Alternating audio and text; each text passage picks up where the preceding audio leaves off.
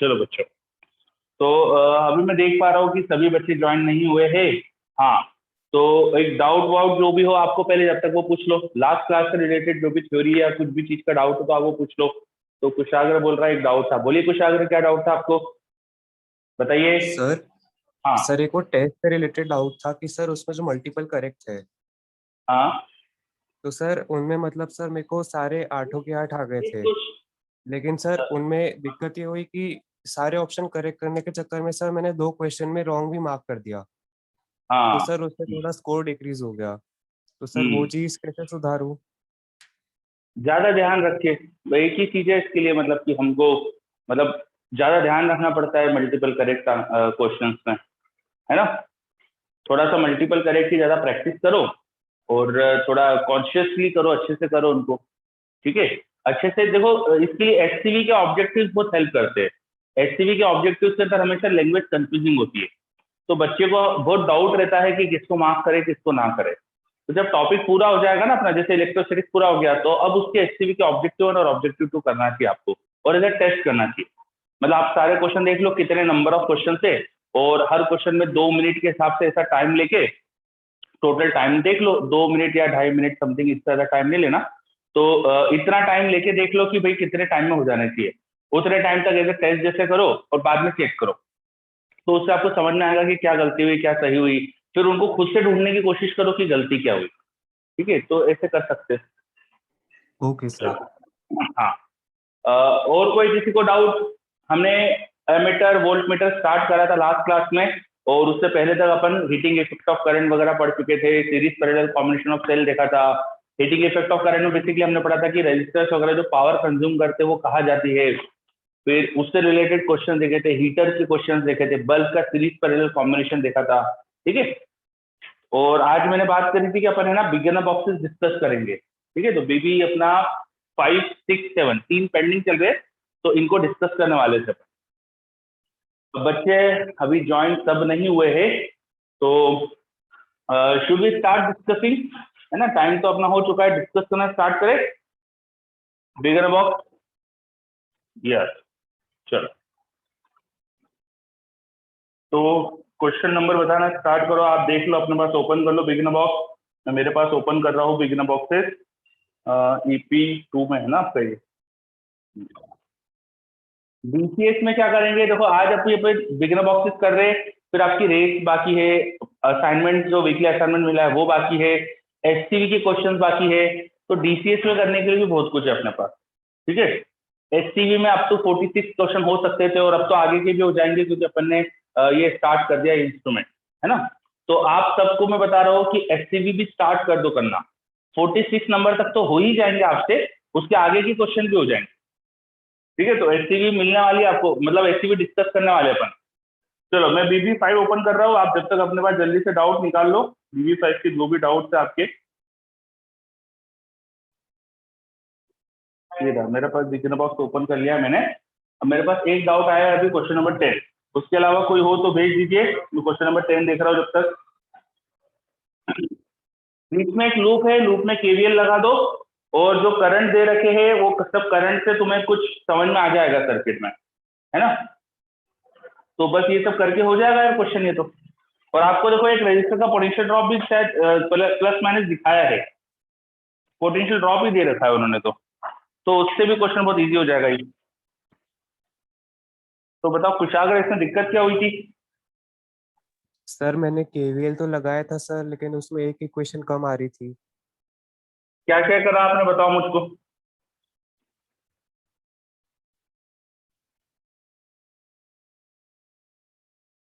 क्या क्या करा बताओ। सर सबसे पहले तो जो सबसे लेफ्ट वाला पॉइंट है, वहां से जो हम्म। सबसे पहली नोट दिख रही है हाँ। सर, यहाँ तक की इक्वेशन लिख दी। मतलब नोड ए का इसमें पता पोटेंशियल चला ही नहीं कि पता है, नोड ए का पोटेंशियल ही नहीं पता है आपको, तो ये इक्वेशन का कोई सेंस नहीं रह जाएगा। नोड ए का पोटेंशियल तो पता ही नहीं हमको, तो उस इक्वेशन का कोई सेंस ही नहीं रह जाएगा। ठीक है। तो वहाँ पे जीरो नहीं ले सकते? क्या? सर ए का अपन जीरो नहीं मान सकते? तो बाकी का पता नहीं ना, सब वेरिएबल बहुत सारे बन जाएंगे। क्वेश्चन में ओके। बोला है कि 15 ओम का रजिस्टर है और इसका पोटेंशियल ड्रॉप दिया है आपको 30 वोल्ट। तो इससे क्या समझ में आ रहा है? ये बताओ फटाफट मुझको।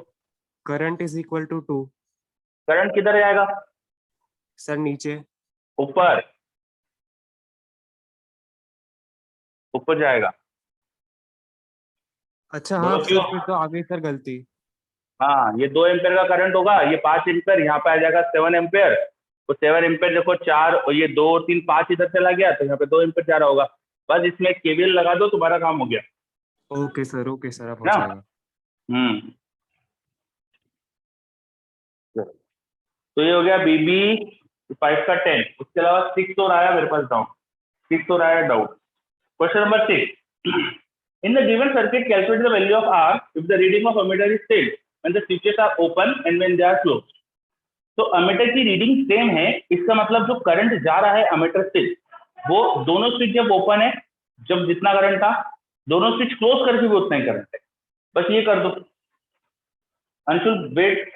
ठीक है, तो बीबी 6 में करना, देखो वो क्वेश्चन नंबर 6 में करना बस ये कि पहले का करंट निकालो, बाद का करंट निकालो और उनको इक्वेट कर दो। अब पहले देखो दोनों जब की ओपन है तो सर्किट क्या दिख रहा है वो समझो अच्छे से। 1.5 वोल्ट का सेल दिख रहा है, उसके साथ में जो जो रजिस्टर्स दिख रहे हैं उससे तुम्हें करंट समझ में आ जाएगा। 1.5 वोल्ट का सेल दिख रहा है, डिवाइड बाय रेजिस्टेंस, एक तो 300 ओम दिख रहा है, फिर 100 और 50 भी दिख रहा है। तो पहले करंट ये होगा, और पहले सिंगल लूप बन रहा है। जब दोनों स्विच ओपन है तो देखो सिंगल लूप बन रहा है। 1.5 वोल्ट का सेल, 300 ओम का, फिर 100 ओम का, फिर एमीटर, फिर 50 ओम, एक सिंगल लूप बन रहा है, तो उसमें करंट ये आना चाहिए। तो पहले का करंट पता है, और बाद का करंट निकालो। अब बाद में स्विचेस जब क्लोज हो जाएंगे तो उधर 50 ओम तो शॉर्ट हो गया, इधर 100 और आर पैरेलल में हो जाएंगे, तो बाद में जो बैटरी से करंट निकलेगा। हाँ बोलो, मैं सॉल्व करूं आगे इसे। बैटरी से जो करंट निकलेगा, बैटरी के साथ 300 ओम लगाए और ये आर और 100 पैरेलल में हो जाएंगे, तो 100 into R upon 100 plus R, ये बैटरी से करंट निकला। और जो बैटरी से करंट निकला वो 100 और आर में पैरेलल में डिवाइड होगा ना, तो इंटू क्या करना पड़ेगा, R upon R plus 100, meter वाला करंट निकालने के लिए। और ये करंट बराबर है, क्वेश्चन में से कहा है, तो जस्ट इक्वेट करो, सॉल्व करो तो आर आ जाएगा। कुछ समझ में आया?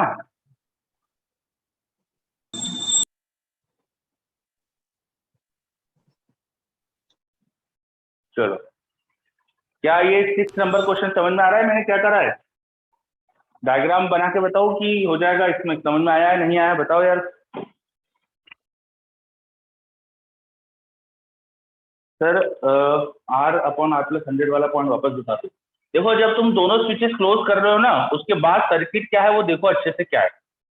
यहाँ पे तुमने स्विच क्लोज कर दिया था तो ये दोनों ऐसे पैरेलल में हो गए। उसके अलावा एक 300 ओम ये बैटरी जुड़ी थी, और यहाँ पे तुमने वो स्विच क्लोज करा था ना, तो इधर वाला रजिस्टर शॉर्ट हो गया था, ये इधर एक रजिस्टर शॉर्ट हो गया। ठीक है, अब देखो क्या हो रहा है, सर्किट बैटरी से करंट बाहर जाएगा, वो 300 ओम से क्रॉस करेगा, उसके बाद ये दोनों पैरेलल में, तो पैरेलल में आपको ऊपर वाली ब्रांच का करंट चाहिए, वो कैसे निकालोगे? ये दोनों जब पैरेलल में होते हैं 100 और आर, तो पैरेलल में एक ब्रांच का करंट कैसे निकालते हैं अपन? जो टोटल करंट आ रहा है यहाँ का आई इंटू इसका करंट निकालने के लिए इसका रेजिस्टेंस अपॉन दोनों रेजिस्टेंस का सम, रेजिस्टेंस के इनवर्स रेशियो में डिवाइड होता है ना, तो बस वो कर दिया मैंने। ठीक है, चलो। और फिर मेरे पास एक डाउट और दिख रहा है, क्या लिखा था, बीबी 5 के 13 में मैंने बैटरी विद इंटरनल रेजिस्टेंस वाले कॉन्सेप्ट को सॉल्व किया बट आंसर गलत आ रहा है। अच्छा, मैं देख लेता हूँ बीबी 5 का क्वेश्चन नंबर 13। बीबी 5 का क्वेश्चन नंबर 13, ये 13 नंबर क्वेश्चन तो कुछ भी नहीं करना है यार, इसमें ध्यान से देखो, ए से बी का पोटेंशियल डिफरेंस निकालने के लिए तुम बी से ए तक एक पाथ चूज कर लो। बैटरी का इंटरनल रेजिस्टेंस तो कोई दिख ही नहीं रहा है मेरे को, उसमें किसी बैटरी के साथ सीरीज में रेजिस्टेंस तो दिख ही नहीं रहा है। तो बी से डी जाओ, फिर सी जाओ, फिर ए जाओ। बी से डी गए 4 वोल्ट ड्रॉप हुआ, डी से सी गए 6 वोल्ट अप हुआ, सी से ए गए 2 वोल्ट अप हुआ। तो डायरेक्ट जो बैटरी के थ्रू पाथ है ना, बी डी सी ए, उससे तुम्हें पोटेंशियल डिफरेंस मिल जाएगा। ठीक है, हाँ, एक पॉइंट का जीरो मान के दूसरे का निकल जाएगा, बस पोटेंशियल डिफरेंसेस को ऐड करते चलना है। ठीक है, चलो, और कोई डाउट? और कोई डाउट इसमें बीबी 5 में, और कोई डाउट? एक 17 आया मेरे पास, 17 नंबर सिमेट्री है। आपसे पढ़ो क्वेश्चन में ए और बी के बीच में रेजिस्टेंस पूछा है ना, तो डी से सी और एफ से ई वाले रेजिस्टर हट जाएंगे। फिर से रिपीट कर रहा हूँ, डी से सी और एफ से ई वाले रेजिस्टर हट जाएंगे, क्योंकि उन दोनों का पोटेंशियल सेम था। किनका? डी और सी का पोटेंशियल सेम था, एफ और ई का पोटेंशियल सेम था सिमेट्री से। तो वो हटाकर फिर हो जाएगा क्वेश्चन। तुम्हें समझ में आ रहा है कि क्या बोला मैंने? हमारे पास देखो एक ऐसा है, वो ट्रायंगुलर शेप दिख रहा है, फिर पीछे भी एक ऐसा ट्रायंगुलर शेप दिख रहा है, और ये दोनों पॉइंट को आपस में ज्वाइन कर रखा है क्वेश्चन में, और ये ऊपर वाले पॉइंट्स को आपस में ज्वाइन कर रखा है, और इन दोनों पॉइंट्स ए बी के बीच में इक्विवेलेंट रेजिस्टेंस निकालना है। तो सिमेट्री से देखो ये पॉइंट और ये पॉइंट में कोई फर्क ही नहीं ना ज्योमेट्री में। अच्छा है ना, ठीक है, इन दोनों पॉइंट में कोई फर्क ही नहीं है। वैसे इन दोनों पॉइंट में कोई फर्क ही नहीं है, मिरर इमेज है बिल्कुल। नहीं नहीं, एक मिनट रुको, मैंने कुछ गलती कर दिया है, सॉरी सॉरी सॉरी सॉरी, एक गलती कर दी मैंने। ये गलती हो रही है, ये दोनों पॉइंट सेम पोटेंशियल पर है, और ये दोनों पॉइंट सेम पोटेंशियल पे। ये रजिस्टर और ये रजिस्टर हटेगा, ये रजिस्टर हटेंगे। ये दोनों पॉइंट सेम पोटेंशियल पर आएंगे और ये सेम पोटेंशियल पे आएंगे, क्योंकि ए बी से जाने वाले प्लेन से इमेजिन करेंगे ना अपन तो सिमेट्री। तो ये दोनों पॉइंट बिल्कुल आइडेंटिकल कनेक्टेड है, दोनों का ए से कनेक्शन है, फिर दोनों का सिंगल सिंगल रजिस्टर से यहाँ कनेक्शन है, फिर वहां से सिंगल सिंगल रजिस्टर से बी पे कनेक्शन है। तो ये दोनों पॉइंट आइडेंटिकल, तो इनका बीच का रजिस्टर हटाओ, ये दोनों पॉइंट आइडेंटिकल, तो इनका बीच का रजिस्टर हटाओ। अब हो जाएगा ये, ठीक है। और कोई डाउट? और किसी को कोई डाउट इस बिगनर बॉक्स में? बीबी 6 में आ गया, अच्छा ठीक है, बीबी 6 पे आ जाते। चलो अपन अब बीबी 6 पे आ जाते। बीबी 6 में टोटल 14 क्वेश्चन है, तो बीबी 6 से जो डाउट है भेज दो। मेरे पास एक डाउट आया है बीबी 6 का 9 का एपी, बीबी 6 का 9 का AP. In the following circuit potential of A is 0। ए का पोटेंशियल 0 ले लिया, तो बाकी सबका पोटेंशियल वगैरह कुछ बताना है। नोडल से करो, बहुत आसान क्वेश्चन है, नोडल से करो, बहुत आसान क्वेश्चन, समझे? मतलब भयंकर आसान क्वेश्चन, मतलब आसान भी नहीं, आसान से भी आसान।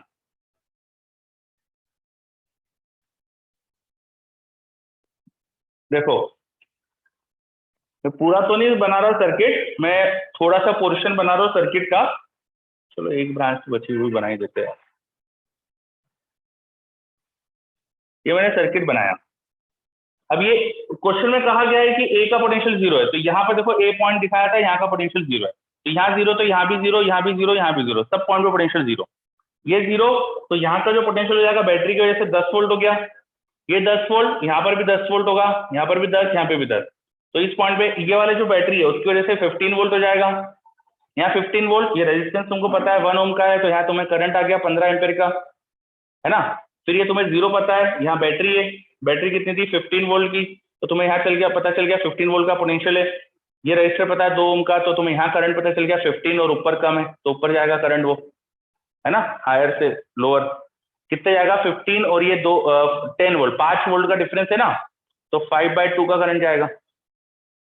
5 वोल्ट का डिफरेंस है ना, 5/2 का करंट जाएगा। ऐसे सब जगह देखते जाओ, यहाँ पोटेंशियल कितना जाएगा, 5 वोल्ट का सेल है तो 15 वोल्ट हो जाएगा। ये 3 ओम का रजिस्टर है, तो 15 वोल्ट का ड्रॉप, तो 3 एम्पेयर का करंट नीचे होगा, higher to lower.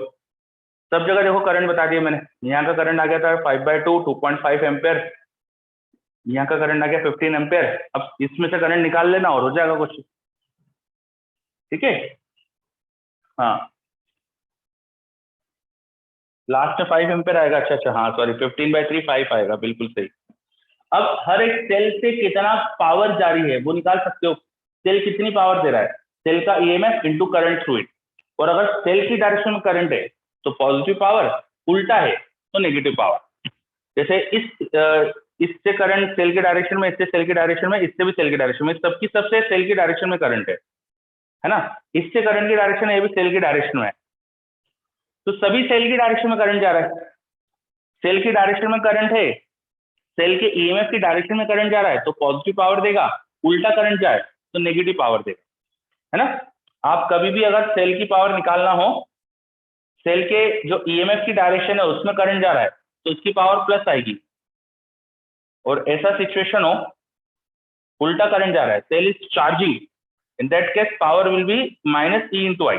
Actually cell इस केस में पावर अब्सॉर्ब करता है, cell is absorbing power, charge just cell charge हो रहा है, तो सेल करंट सप्लाई करेगा तो it is supplying power, and in this case it is absorbing power. तो आप देख लेना कौन सेल अब्सॉर्ब कर रहा है क्या है। अब ठीक है, 9th नंबर, और कोई डाउट 14 तक इसमें कुछ भी?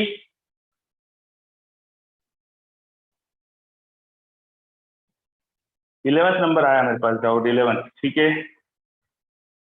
A cell of EMF E having internal resistance R is connected to external resistance capital R. The potential difference V across the resistance capital R varies with R as shown in the figure by the curve. तो कोई external resistance के across potential difference का आपको variation बताना है, तो उस resistance के अक्रॉस जो पोटेंशियल डिफरेंस होगा वो निकाल के उसका ग्राफ बना लो बस।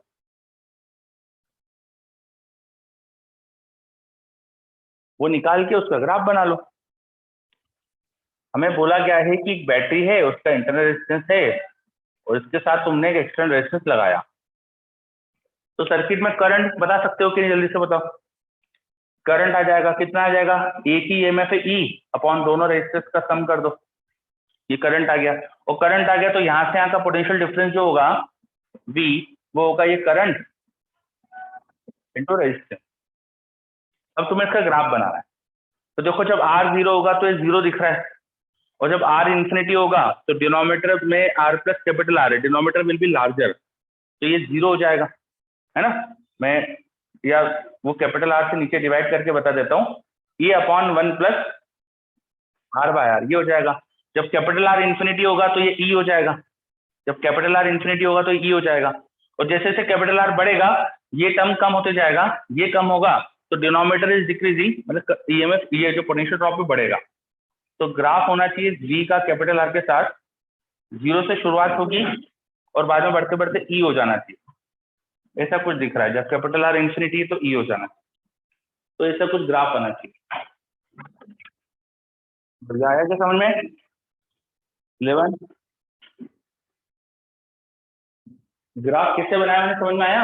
मैंने देखा कि कैपिटल आर जब इंफिनिटी है तो ये टर्म हो रहा है जीरो, ये टर्म जीरो, तो वोल्टेज ई के बराबर हो रहा है।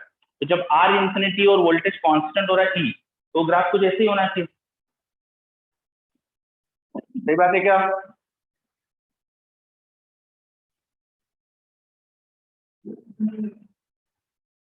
बताओ जल्दी से, ये आया नहीं आया? Yes, clear, okay, very good. चलो इसके बाद फिर 14 नंबर मेरे पास एक डाउट आया है। 14 इसमें क्या समस्या है? 14 में, 14 में समस्या क्या है ये बताओ मुझको। क्वेश्चन ए, हाँ क्वेश्चन ए में पूछा है इंटरनल रेजिस्टेंस ऑफ बैटरी 5 ओम, तो इसमें समस्या क्या है? क्या हमने क्लास में बनाया था क्या सेल के टर्मिनल पोटेंशियल डिफरेंस और उससे फ्लो करने वाले करंट के बीच का ग्राफ?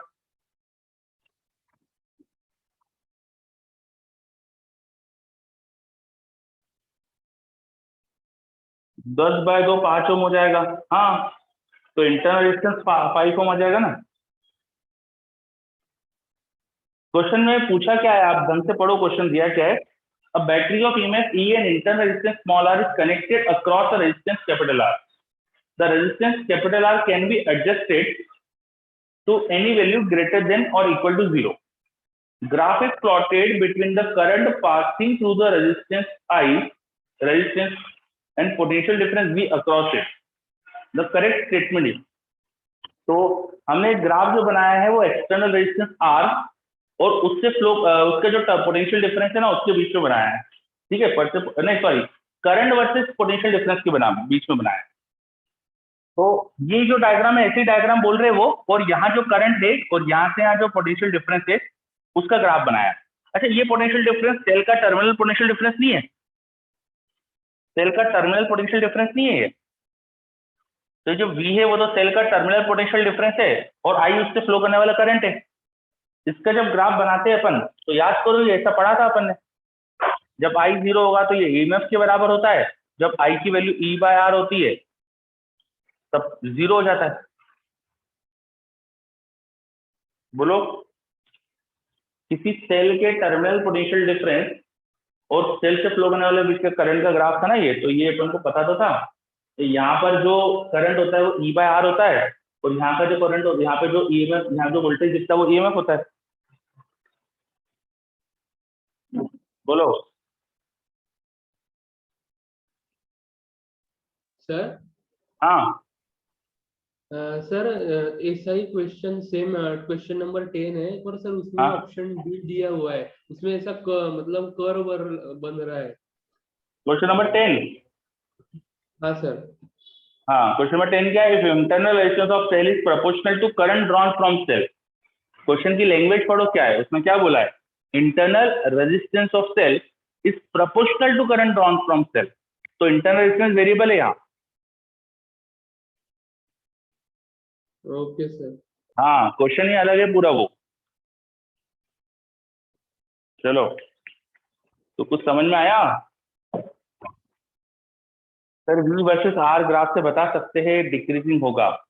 माधव, ये जो क्वेश्चन अपन को जो डिस्कस करा हुआ ना, उसमें V वर्सेस R ग्राफ नहीं था, V वर्सेस I था।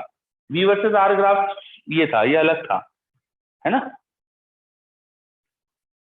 तो और कोई डाउट इसमें? इस बिगिनर बॉक्स में और कुछ भी डाउट है क्या? बताओ जल्दी से, लिख के भेज दीजिए, मैं जब तक ये हटा देता हूँ सब।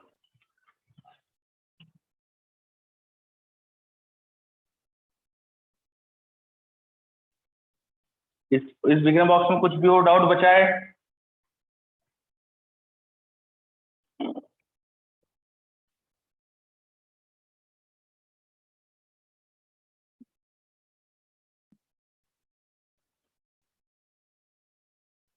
कोई भी नहीं है, वेरी गुड।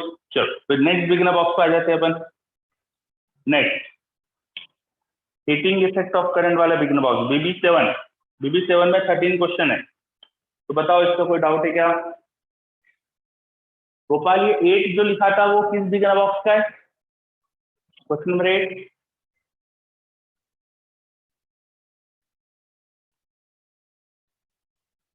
अच्छा, मिस्टेक से टाइप, ठीक है ठीक है। बताओ BB7 में कोई डाउट?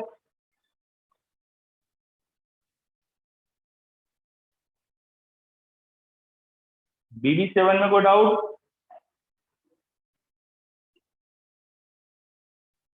क्वेश्चन नंबर 7 और 8 दो डाउट आए मेरे पास, ठीक है। 7 number, electric heater rated eight 500 watt and 220 volt rises the temperature of 1 kg of water at 15 to boiling point in 15 minutes. Calculate the heat efficiency of heater. तो आपको पहले तो ये समझना पड़ेगा कि दिया क्या है, आपको समझाया क्या है क्वेश्चन में, ये समझो पहले तो आपको क्या गिवन है बताओ। हाँ, एक्सप्लेन टू मी कि क्या समझाया आपको क्वेश्चन में, क्या दिया गया है।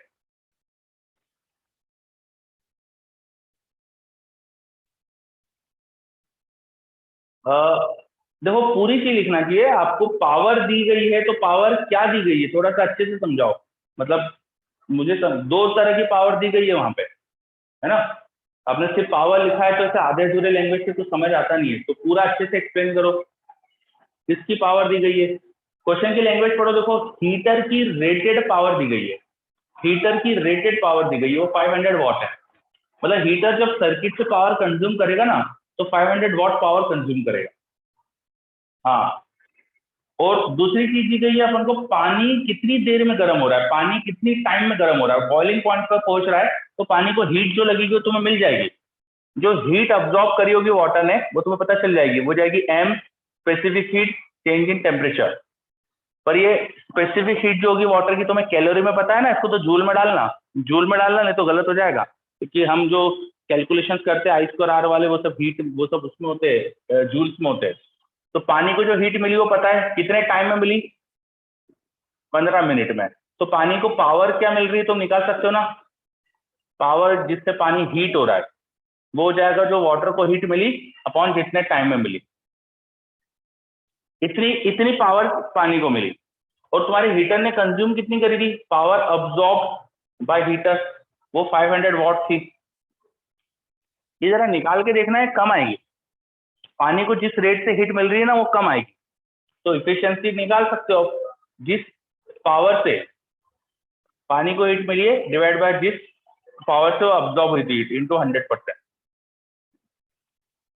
बोलो अब हो जाएगा। वाटर को टोटल हीट कितनी मिली वो तुम्हें पता चल जाएगा, उसका मास पता है, स्पेसिफिक आप जानते हो 1 कैलोरी पर ग्राम पर डिग्री सेल्सियस होती है, मास दिया है वो रख देना। डेल्टा टी तुम्हें पता है 15 डिग्री से बॉइलिंग टेम्परेचर ले गए, मतलब 100 तक ले गए, तो ये 85 हो जाएगा, है ना। टाइम पता है, तो सेकंड में कन्वर्ट करके लिखना, हीट को जूल्स में निकालना, तो जूल पर सेकंड में पानी को किस रेट से हीट मिली वो मिल जाएगा। जो हीटिंग की पावर है वो पता चल गई, और हीटर ने जो ऑब्जॉर्ब पावर है 500 वॉट थी, तो किस रेट से वो हीट कर रहा है डिवाइड बाय किस रेट से हीट अब्जॉर्ब कर रहा था, पावर अब्जॉर्ब कर रहा था, इनका रेशो इंटू 100%, हीटिंग की एफिशिएंसी आ जाएगी। बहुत बढ़िया, है ना। आगे बढ़ते हैं अब, ठीक है।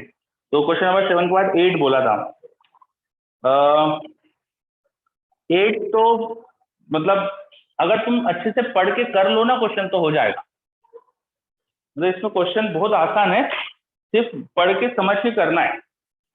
When two identical lamps, each of rated P watt and V volt, are connected in series to a battery, ठीक है। क्वेश्चन में क्या बोला है कि दो आइडेंटिकल लैंप है,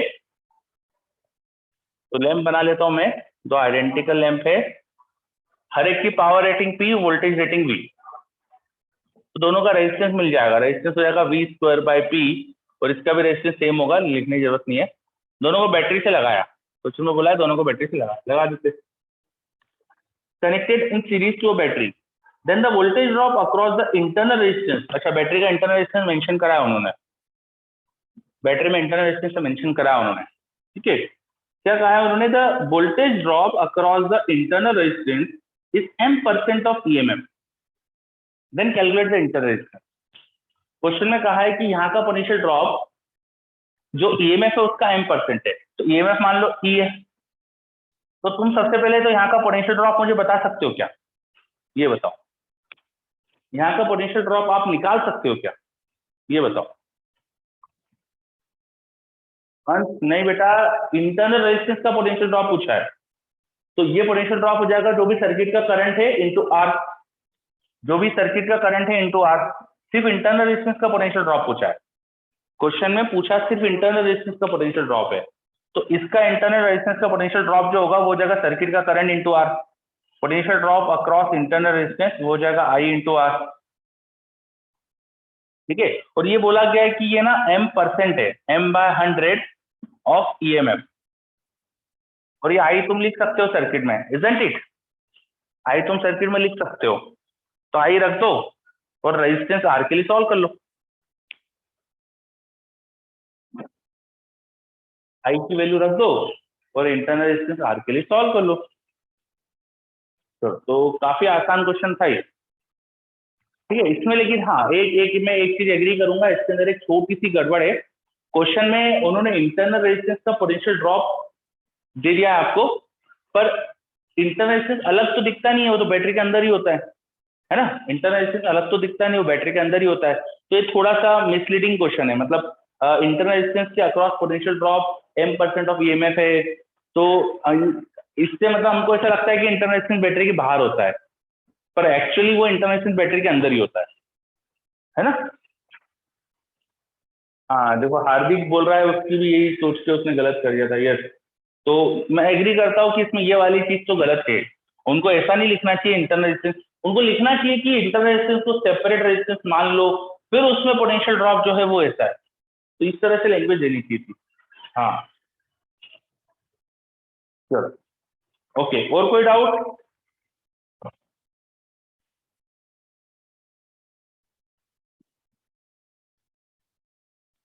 और कोई डाउट? अंशुल पूछ रहा है इंटरनल रेजिस्टेंस बैटरी के नेगेटिव साइड ही क्यों ड्रॉप क्यों शो करा जाता है। इसका ऐसे तो कोई लॉजिक नहीं है, इधर भी शो कर दो कोई फर्क नहीं पड़ेगा, है ना। वो ठीक है, आदत में बनाना, सब इधर बनाते तो इधर बना दिया, ठीक है, ऐसा कोई लॉजिक नहीं है इसका। ओके चलो, इस बिगिनर बॉक्स में कुछ और डाउट?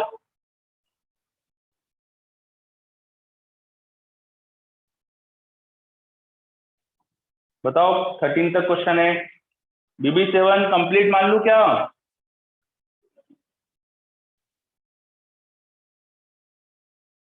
चलो बच्चे बोल रहे हैं हाँ। Okay very good.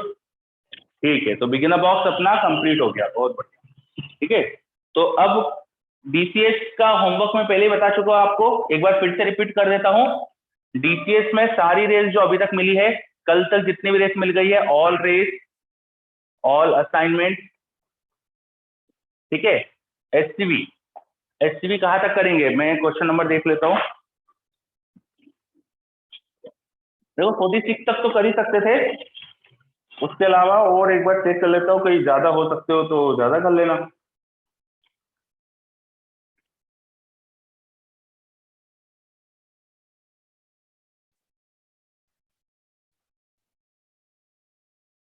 चलो 50 तक कर लेना, ठीक है। कुछ एमीटर वोल्ट मीटर के क्वेश्चन दिख रहे हैं मुझको, कुछ एमीटर वोल्ट मीटर के क्वेश्चन दिख रहे हैं, 52 तक दिख रहे हैं, तो क्वेश्चन नंबर 52 तक कर लेना। एमीटर वोल्ट मीटर के कुछ क्वेश्चन है तो वो हो जाएंगे, आपने पढ़ लिया क्योंकि, तो 52 नंबर तक क्वेश्चन करना है आपको, ठीक है।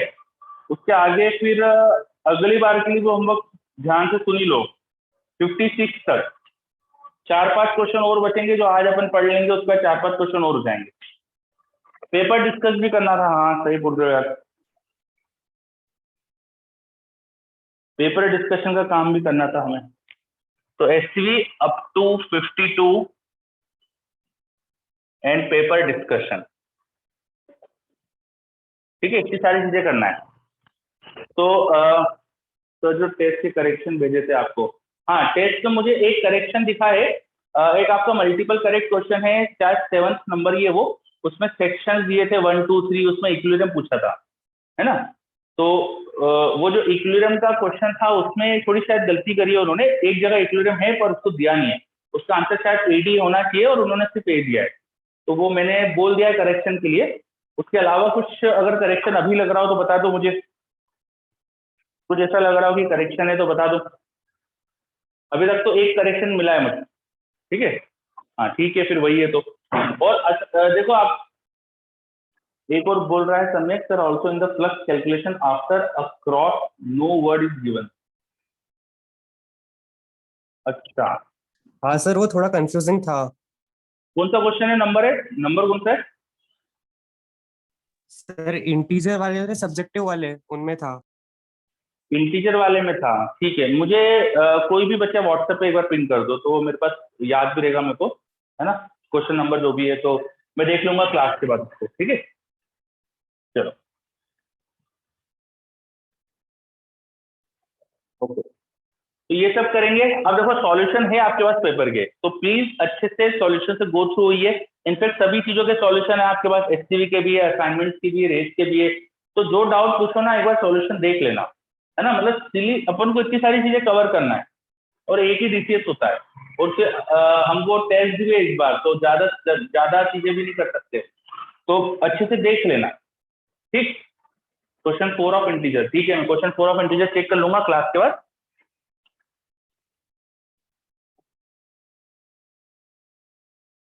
चलो अब आगे आ जाते हैं। लास्ट क्लास तक हमने एमीटर वोल्ट मीटर पढ़ा था। एमीटर वोल्ट मीटर के बाद कुछ और भी इंस्ट्रूमेंट हमको पढ़ना थे, तो उसमें सबसे सिंपल जो इंस्ट्रूमेंट है वहां से स्टार्ट करते हैं अपन। तो लिखिए meter bridge, meter bridge. Next instrument लिखिए मीटर ब्रिज, नेक्स्ट इंस्ट्रूमेंट लिखिए मीटर ब्रिज, लिखो, पॉइंट बना के लिखते चलना। First point, it is an instrument used to measure, used to find unknown resistance.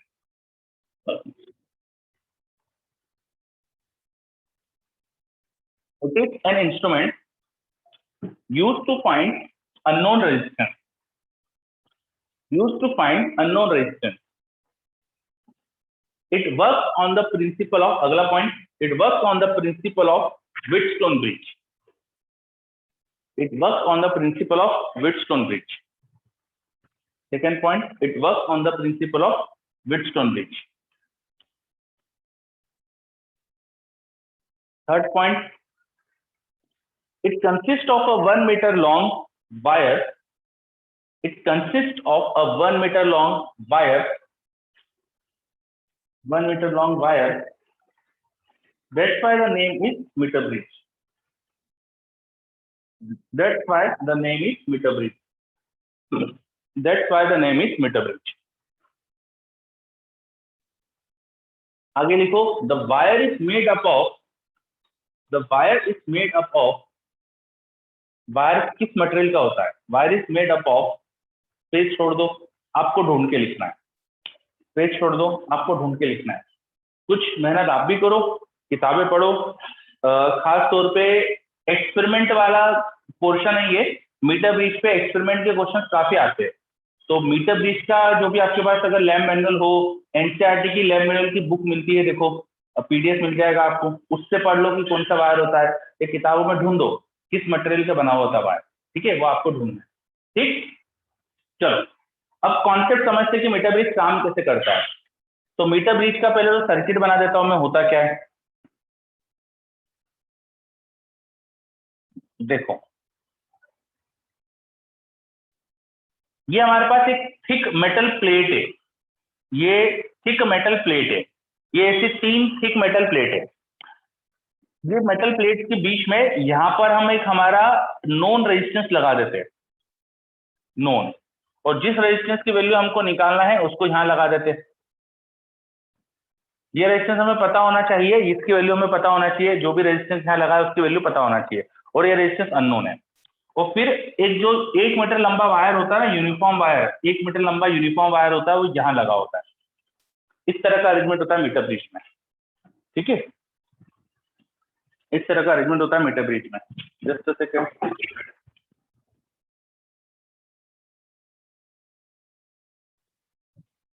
ठीक है, इस तरह का अरेंजमेंट होता है मीटर ब्रिज, ठीक है। तो ये मेटल की थिक प्लेट से, ये मेटल की थिक प्लेट है, ये मेटल की थिक प्लेट है। मेटल की थिक प्लेट क्यों लगाई? ताकि इनमें रेजिस्टेंस नहीं हो, बहुत नॉमिनल रेजिस्टेंस हो।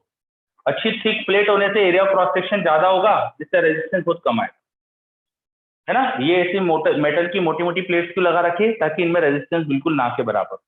उसके बाद ये मैंने वो 1 मीटर लंबा वायर लगाया, 1 मीटर लंबा वायर, 1 मीटर लॉन्ग वायर। ये जो 1 मीटर लॉन्ग वायर है ना, बिल्कुल यूनिफॉर्म क्रॉस सेक्शन का है, बिल्कुल एक जैसा है, पूरा यूनिफॉर्म क्रॉस सेक्शन का, हर जगह बिल्कुल एक जैसा। और इस वायर के साथ यहाँ लगी होती है स्केल, एक स्केल लगा देते हैं अपन, ताकि हम लेंथ आसानी से देख पाए। एक स्केल लगा देते हैं वायर के साथ में, ठीक है। अब तुम्हें एक सर्किट में यहाँ पर बैटरी कनेक्ट करना है, यहाँ पे स्विच हो सकता है बैटरी के साथ, यहाँ पर एक हम गैल्वेनोमीटर कनेक्ट करते हैं। गैल्वेनोमीटर का जो दूसरा एंड है, it is connected with a sliding contact, it is connected with a sliding contact. यहाँ मैंने गैल्वेनोमीटर दिखाया, इसे थोड़ा और अच्छे से बना देने की कोशिश करता हूं मैं। ये मैंने गैल्वेनोमीटर दिखाया, ठीक है, और गैल्वेनोमीटर यहाँ पे एक स्लाइडिंग कॉन्टेक्ट से कनेक्ट होता है by this 1 meter long wire. इस 1 मीटर लंबे वायर से वो स्लाइडिंग वायर से कनेक्टेड होता है। जो स्लाइडिंग कॉन्टेक्ट पॉइंट होता है ना, इसको बोलते हैं जॉकी, जॉकी। तो galvanometer is connected by this wire by sliding contact. यहाँ पर एक कॉन्टेक्ट है विच कैन स्लाइडेड, ठीक है। अभी जो पूरा डायग्राम है ना, इसके अंदर पॉइंट्स को नाम दे देता हूं मैं। देखो ये पॉइंट मैंने बोल दिया ए, इसको मैंने बोल दिया बी, यहाँ वाले पॉइंट को मैंने बोल दिया सी, तो ये भी सी होगा, कनेक्टेड पॉइंट है, ये भी ए था, ठीक है। और ये जो पॉइंट है जहाँ पे ये जो जॉकी कनेक्टेड है, उसको मैंने बोल दिया डी। अब ए से डी और डी से सी, ये 2 रेजिस्टेंस में बढ़ जाएगा, नीचे जो पूरा लंबा सा जो वायर था 2 रेजिस्टेंस में बढ़ जाएगा। और बी से डी के बीच में गैल्वेनोमीटर कनेक्टेड है। तो अगर आप सर्किट का डायग्राम इफेक्टिव बनाओगे ना, नीचे इफेक्टिव डायग्राम बन क्या रहा है,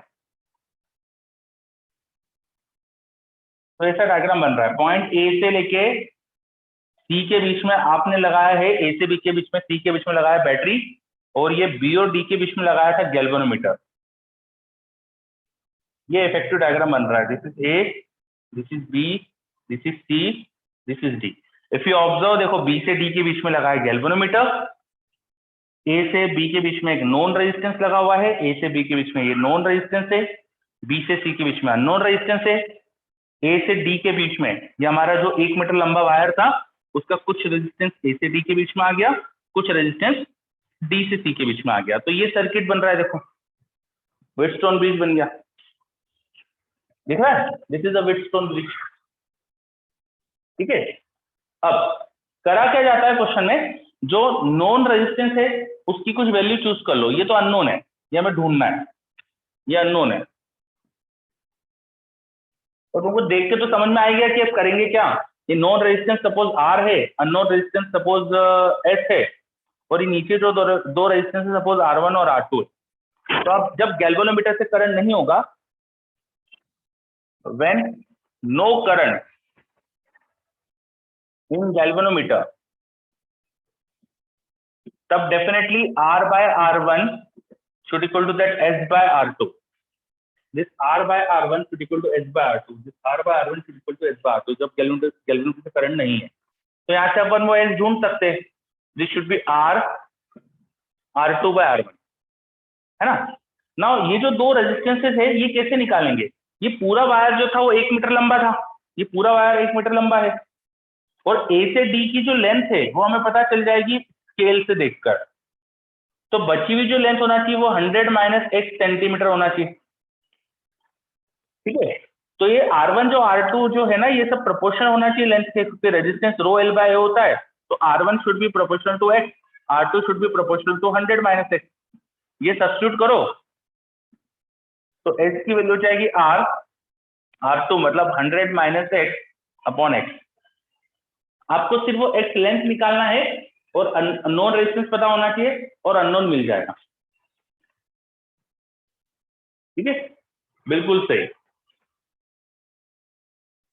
तो ये बेसिकली सिंपल सा कॉन्सेप्ट है। हम क्या करेंगे, नॉन रेजिस्टेंस लगाएंगे, एक अननोन रेजिस्टेंस जिसका रेजिस्टेंस पता नहीं हो यहाँ लगा देंगे, और ये स्लाइडिंग कॉन्टैक्ट को स्लाइड कराने की कोशिश करेंगे, और ऐसी जगह ढूंढने की कोशिश करेंगे कि गैल्वेनोमीटर से करंट जीरो आ जाए, ऐसी जगह ढूंढने की कोशिश करेंगे कि गैल्वेनोमीटर से करंट जीरो आ जाए। तो वो अगर पता चल गया आपको, वो पोजीशन अगर पता चल गई, बस उसके बाद देखो वो अननोन रेजिस्टेंस मिल जाएगा। तरीका समझ में आ रहा है? यस, ओके, वेरी गुड, है ना। चलो, तो मेथड क्या होती है ये आपको समझ में आ गया है, और ये सब इक्वेशन भी लिख लो, मेथड भी लिख लो अच्छे से, कि we connect battery and this circuit arrangement, then we try to slide the sliding contact to a point so that current in galvanometer is zero. Sliding contact को इतना स्लाइड करते हैं कि गैल्वेनोमीटर से करंट जीरो हो जाए, बस उसके बाद रेजिस्टेंस अननोन जो मिल जाता है। चलो, तो जल्दी से ये एक बार लिख लो, फिर कुछ और चीजें मुझे बतानी है, उस पर आएंगे अपन। लिख लो अच्छे से।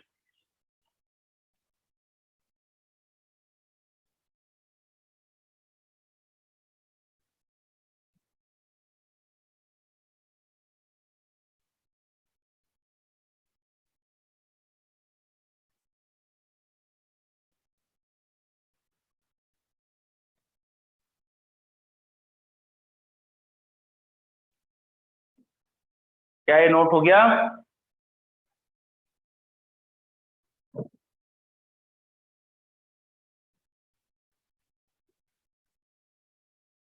ओके, मेरे पास लिखा रहा है यार। चलो, अब एक छोटी सी चीज, एक्सपेरिमेंट करा कैसे जाता है, आपको समझ में तो आ गया करना क्या है, पर करा क्या जाता है। देखो, कभी भी किसी भी सर्किट में अगर बहुत देर तक करंट फ्लो होते रहेगा तो टेम्परेचर बढ़ जाएगा, और टेम्परेचर बढ़ने से रेजिस्टेंस खराब हो सकता है, रेजिस्टेंस बदल जाएगा। ठीक है, रेजिस्टेंस बदल जाएगा क्योंकि टेम्परेचर बढ़ जाएगा। तो कभी भी किसी सर्किट में हम ज्यादा देर तक करंट अलाउ नहीं करते, खासकर जब हमें कुछ चीज अननोन है उसे फाइंड करना हो।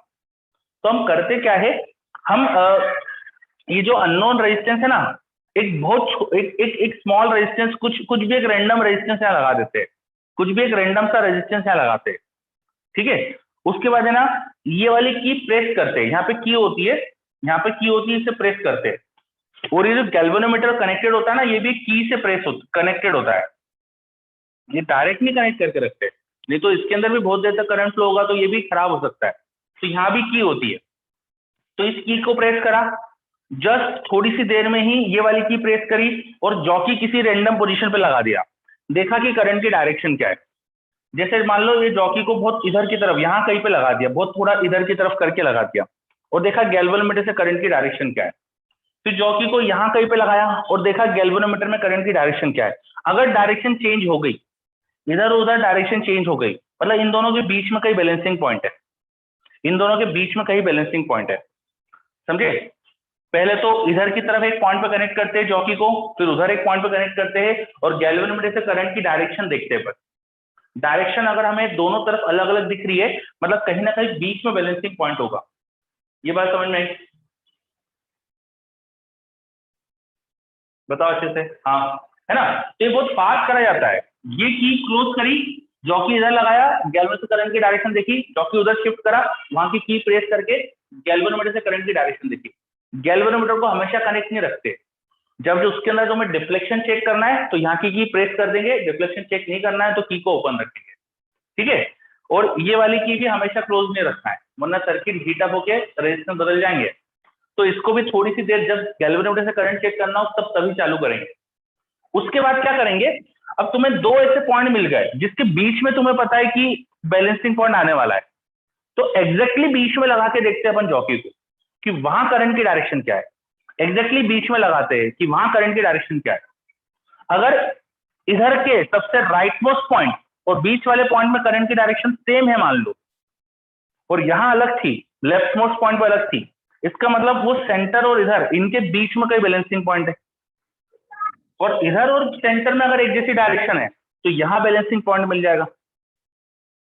कुछ समझ में आ रहा है भाई? सबसे पहले मैंने दो पोजीशन देख ली जहां गैल्वेनोमीटर से करंट की डायरेक्शन अलग अलग है, उन दोनों के अब एग्जैक्टली बीच में गैल्वेनोमीटर को कनेक्ट करते हैं। ये बीच वाला डिफ्लेक्शन इनमें से किससे मैच कर रहा है वो देखो। अगर इधर से मैच हो रहा है तो उधर बैलेंसिंग पॉइंट होगा, वहां से मैच हो रहा है तो इधर बैलेंसिंग पॉइंट होगा। ये लॉजिक समझ में आ रहा है?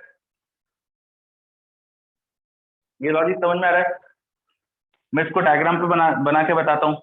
ये हमारा पोटेंशियोमीटर का वायर, इसमें पहले यहाँ वाली पोजीशन पे कनेक्ट करा P1 पे और P2 पोजीशन पे कनेक्ट करा। P1 P2 पोजीशन पे गैल्वेनोमीटर में करंट की डायरेक्शन अलग अलग थी, ये तुम्हें पता चल गया था। तो एग्जैक्टली इनके बीच में गैल्वेनोमीटर कनेक्ट करो P3 पे। मान लो यहाँ पे गैल्वेनोमीटर में डिफ्लेक्शन राइट में था, यहाँ पे गैल्वेनोमीटर में डिफ्लेक्शन लेफ्ट में था, और सपोज P3 पे राइट में आ गया, सपोज P3 में राइट में आ गया, ठीक है। तो इसका मतलब ये हुआ इनमें डिफ्लेक्शन सेम है, यहाँ अपोजिट है, तो इनके बीच में कहीं बैलेंसिंग पॉइंट है, इनके बीच में कहीं बैलेंसिंग पॉइंट है। तो अगली स्टेप में क्या करेंगे, एग्जैक्टली इनके बीच में एक पॉइंट लेंगे और वहां पे डायरेक्शन देखेंगे। सपोज वहां पे लेफ्ट में आ गई, अब समझ में आ जाएगा कि इन दोनों के बीच में बैलेंसिंग पॉइंट है, तो इन दोनों के ठीक बीच वाला पॉइंट ले लेंगे और वहां डायरेक्शन देखेंगे। तो ऐसे हम नैरो डाउन करते जाते, इस तरह से हम धीरे धीरे नैरो डाउन करते जाते। बोलो, एक्सपेरिमेंट करने का तरीका समझ में आ रहा है? दो पॉइंट ढूंढो जहां गैल्वेनोमीटर में करंट की डायरेक्शन अलग अलग हो, उनके एग्जैक्ट बीच वाले पॉइंट पे चेक करते चलते थे और धीरे धीरे नैरो करते जाते और हमें फाइनली इक्विलिब्रियम पोजीशन मिल जाती है। और इस तरह से करेंगे तो सर्किट में लगातार करंट फ्लो कराने की जरूरत भी नहीं पड़ेगी और थोड़ा जल्दी मिल जाएगा अपन को बैलेंसिंग पॉइंट, नहीं तो एक एक पे चेक करना बहुत मुश्किल हो जाता है। ठीक है, बहुत बढ़िया। तो एक्सपेरिमेंट करा कैसे जाता है ये प्रोसीजर भी मैंने बताया, ठीक है। एक्सपेरिमेंट का लॉजिक पढ़ा अपन ने, प्रोसीजर भी पढ़ लिया कि करा कैसे जाता है। अब इसमें कुछ एरर्स भी होती है, इस एक्सपेरिमेंट में कुछ गलतियां भी होती है, कुछ एरर्स होती है। क्या गलतियां होती है, कई बार है ना, ये जो कॉर्नर वाले पॉइंट्स है ना, वो स्केल के 0 के बिल्कुल अलाइनमेंट में नहीं होते। यहाँ का पॉइंट बिल्कुल 100 सेंटीमीटर के अलाइनमेंट में नहीं है, स्केल थोड़ी सी साइड से शिफ्टेड है। तो हमको लग रहा है कि हम एकदम इस कॉर्नर से यहाँ का रेजिस्टेंस निकाल रहे हैं, इस कॉर्नर से यहाँ की लेंथ x निकाल रहे हैं, पर वो कुछ और ही हो जाता है, कॉर्नर में थोड़ी सी गलती हो जाती है। तो इस तरह की गलतियों को बोलते हैं एंड एरर, इस तरह की गलतियों को बोलते हैं एंड एरर। और भी कुछ तरह के एरर यहाँ पॉसिबल है, नॉन रेजिस्टेंस की आपको पूरी एक्यूरेसी से ना पता हो, ऐसा भी हो सकता है। तो कई सारे एरर के रीजन यहाँ पॉसिबल है कि हम जो अननोन की वैल्यू निकालेंगे वो एग्जैक्ट ना है। अब क्या क्या एरर होती है, थोड़ा सा आप मेहनत करो, लैब मैनुअल उठा के पढ़ो।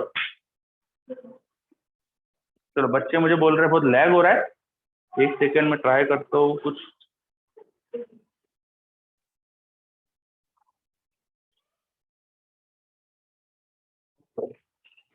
अब कुछ बच्चे बोल रहे हैं क्लियर है एकदम, बहुत बढ़िया, ठीक है।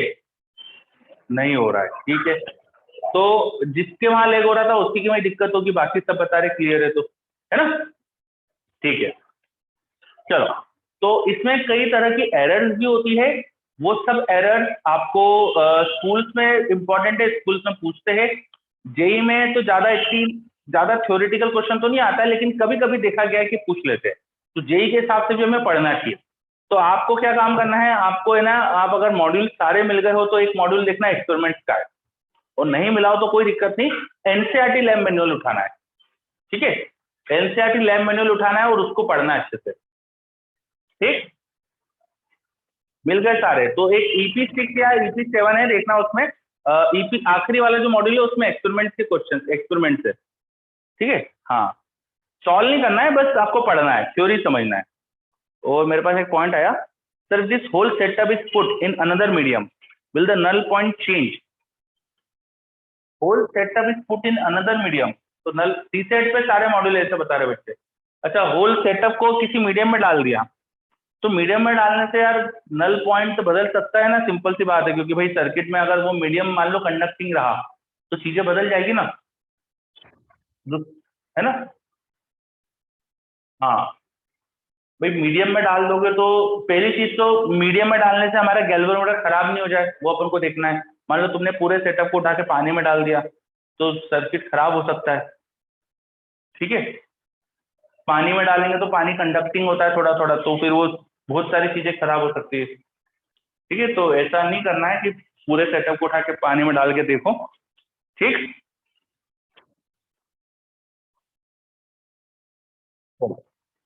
हाँ, ओके। तो मीटर ब्रिज का एक्सपेरिमेंट अपन ने पूरा कंप्लीट कर लिया, इसको कैसे करना है ये सब सीख लिया। एक दो क्वेश्चन देखते हैं इसके ऊपर बेस, क्वेश्चन तो बहुत आसान होते हैं, मीटर ब्रिज के क्वेश्चन तो बहुत आसानी होंगे, क्योंकि सब वेटस्टोन ब्रिज ही तो है, और क्या है इसके अंदर, ठीक है।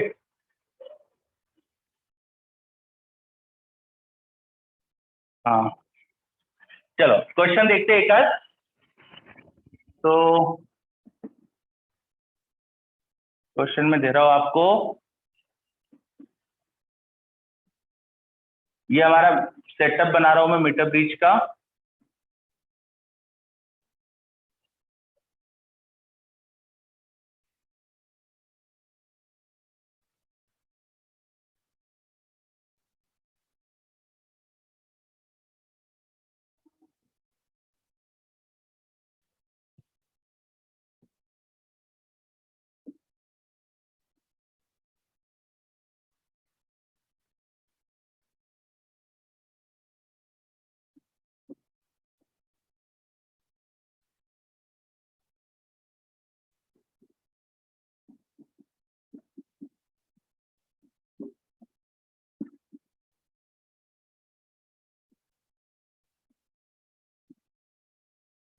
Okay,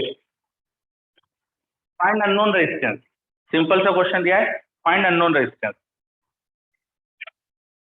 find the value of unknown resistance. Meter bridge का वायर दिखाया मैंने, बैलेंसिंग लेंथ दिखा दी कितनी है, ये गैल्वेनोमीटर से करंट 0 है, यहाँ पर बैलेंसिंग लेंथ दिखाइए, गैल्वेनोमीटर से करंट 0 है। अब आपको अननोन रेजिस्टेंस निकालना है, करो, बहुत ही आसान क्वेश्चन दिया है फर्स्ट।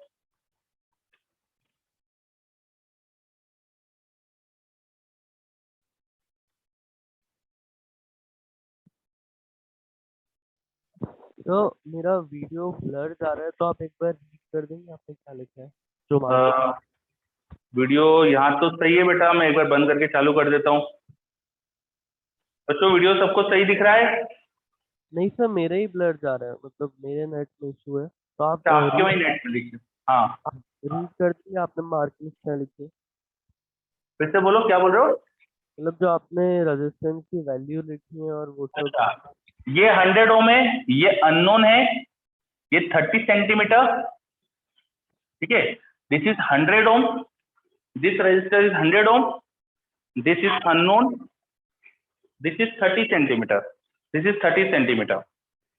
बैटरी ये तो काम की नहीं है, तो ऐसे ही दे दी थी, इनका कोई जरूरत है नहीं। चलो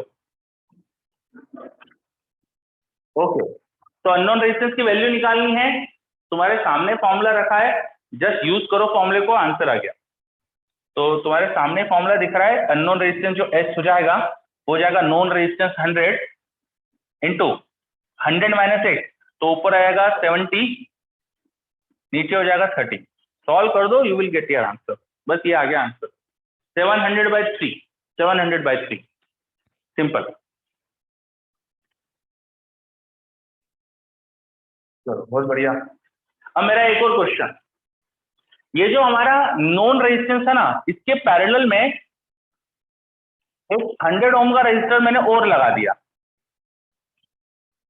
100 ओम का रेजिस्टेंस मैंने और लगा दिया, नॉन रेजिस्टेंस के पैरेलल में एक 100 ओम का रेजिस्टर और लगा के, what will be shift in the balancing point, what will be shift in balancing point.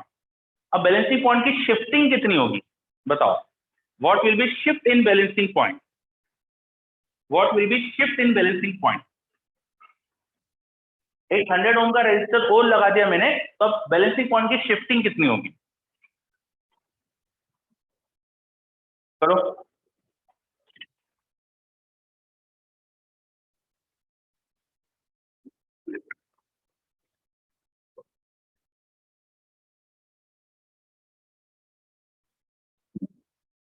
चलो कई बच्चों के जवाब आ रहे हैं मेरे पास।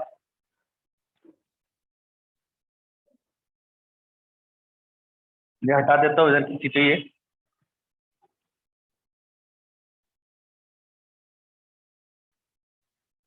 आपसे पूछा है शिफ्ट कितना होगा, तो नया बैलेंसिंग पोजीशन ढूंढ लो, नई पोजीशन पता चल जाएगी तो शिफ्ट आसानी से बता सकते हो। नई पोजीशन के लिए क्या करोगे, तुम्हें एस अननोन रेजिस्टेंस की वैल्यू तो पता ही है तुम्हें, 700/3 थी, और नया नॉन रेजिस्टेंस 50 हो जाएगा पैरेलल की वजह से, तो हो जाएगा 100 माइनस नई बैलेंसिंग लेंथ, सपोज वो एल है, अपॉन या उसको वाई मान लो, अपॉन वाई, तो यहाँ से वाई आ जाएगा। फिर शिफ्ट क्या हो जाएगी, पहले 30 सेंटीमीटर थी, बाद में 30 माइनस कुछ वाई हो रही होगी, ये शिफ्ट हो जाएगा आंसर। ठीक है, चलो करना कैसे मैंने बता दिया, फटाफट आप इसको सॉल्व कर लो, ये 0 0 कैंसिल, इसको थोड़ा कैलकुलेट कर लो, वाई निकाल लो, वाई सब्स्टिट्यूट करो तो शिफ्ट आ जाएगा। ठीक है, क्या आंसर आ रहा है, 210/17, मेरे पास एक लिखा हुआ है आंसर 210/17, 210/17 सेंटीमीटर। चलो, तो ऐसे क्वेश्चन आ सकते हैं, है ना। अब एक अलग तरह का क्वेश्चन देते हैं आपको, थोड़ा अलग तरह का देते हैं।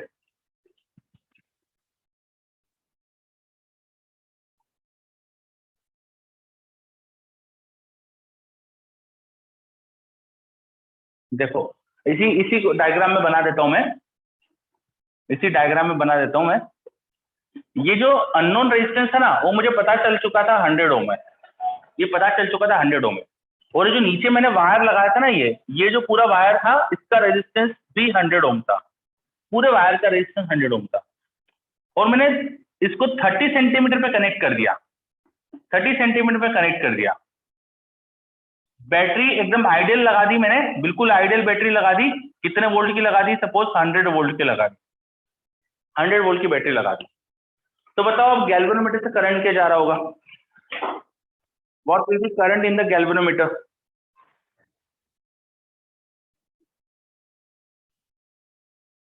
अच्छा, लावण्य चौकसे का एक आया मेरे पास रिप्लाई कि ये तो नया पोजीशन आई है वाई की, ये वाई आया है, शिफ्ट अलग आएगा, क्या ये सही है, वाई की वैल्यू डिफरेंस लेके शिफ्ट निकाला था ना, ये नया पोजीशन आई थी।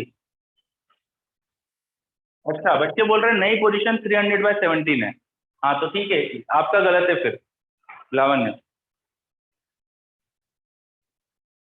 Okay, Lavanya sorry.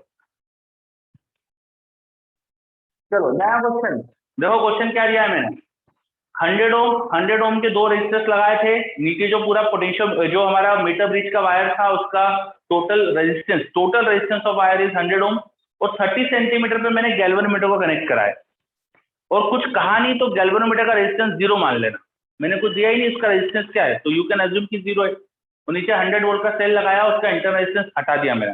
अब बताओ कि गैल्वेनोमीटर से करंट कितना जा रहा होगा।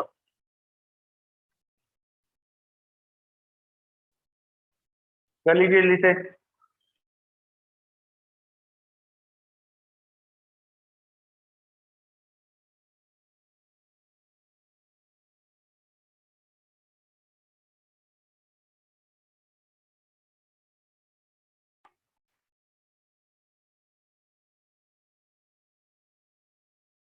गैल्वेनोमीटर से करंट बताना है।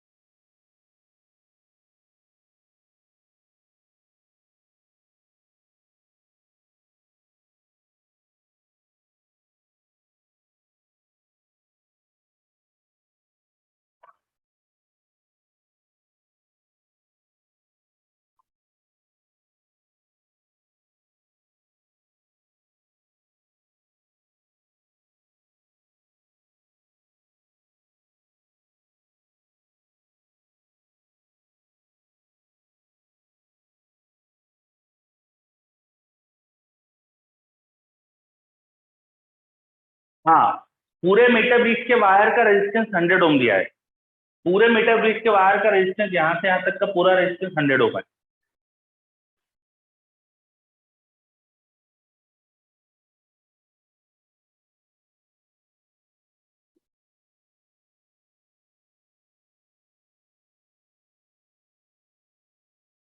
चलो, बुराउद्दीन नहीं बेटा, कुशागर देखते,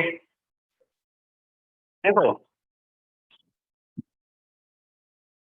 अब अगर ध्यान से देखो तो बेसिकली मैंने सर्किट बस थोड़ा सा बदल दिया है।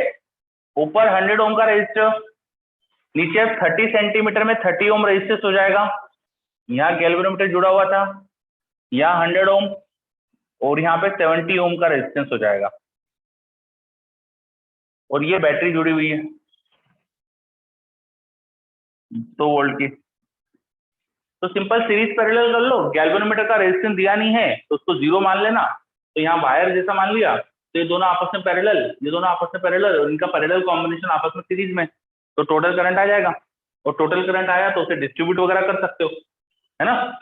टोटल करंट कितना होगा, इन दोनों का parallel combination 100 into 30 upon 100 plus 30, 10 common ले लो, तो 10 इंटू 3 अपॉन 10 प्लस 3 मतलब 30 अपॉन 13, और 10 मल्टीप्लाई करोगे तो कितना हो जाएगा 300 बाय 13, तो ये 300 बाय 13 ओम का रजिस्टर हो गया,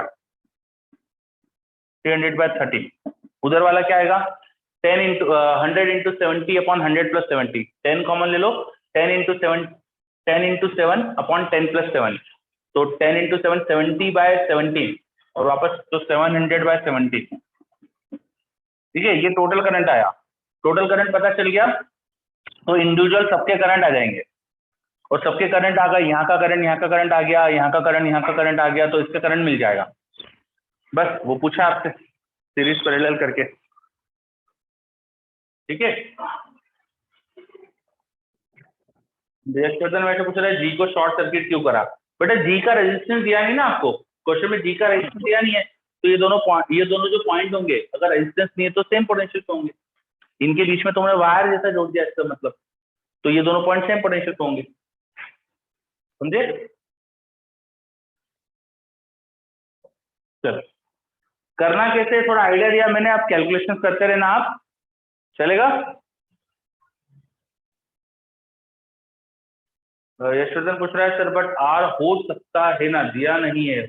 हाँ कोई बात नहीं, रेजिस्टेंस गैल्वेनोमीटर का उनको देना चाहिए, कम होता है हम तो जानते हैं, ये सब 100 ओम 30 ओम 50 ओम 70 ओम से बड़े बड़े रेजिस्टेंस है, इन सबके कंपेयर में गैल्वेनोमीटर का रेजिस्टेंस कम ही होगा, छोटा ही होता है वो, कुछ ओम का होता है वो, तो उसे निग्लेक्ट कर सकते हो, उसे जीरो मान सकते हो कि गैल्वेनोमीटर का रेजिस्टेंस जीरो है। ठीक है, हाँ। और अगर गैल्वेनोमीटर का रेजिस्टेंस होता तो इसको किरचॉफ लॉ से करना पड़ता है, ये अनबैलेंस्ड व्हीटस्टोन ब्रिज जैसा बन जाएगा फिर ये। ठीक है, चलो इसी में एक अच्छा क्वेश्चन आता है, तुम्हारे मॉड्यूल में भी है, वो क्वेश्चन आपको बता देता हूँ, अभी सॉल्व तो नहीं करेंगे, क्वेश्चन बता देता हूँ। जो आपका वायर होता है ना मीटर ब्रिज में, it should be uniform, meter bridge का वायर यूनिफॉर्म होना चाहिए। पर अगर आपने एक फ्रस्टम जैसा वायर लगा दिया, एक नॉन यूनिफॉर्म क्रॉस सेक्शन का वायर लगा दिया लाइक दिस, तो चीजें बदल जाएगी। एक नॉन यूनिफॉर्म क्रॉस सेक्शन का वायर लगा दिया तो ऑफकोर्स चीजें बदल जाएगी।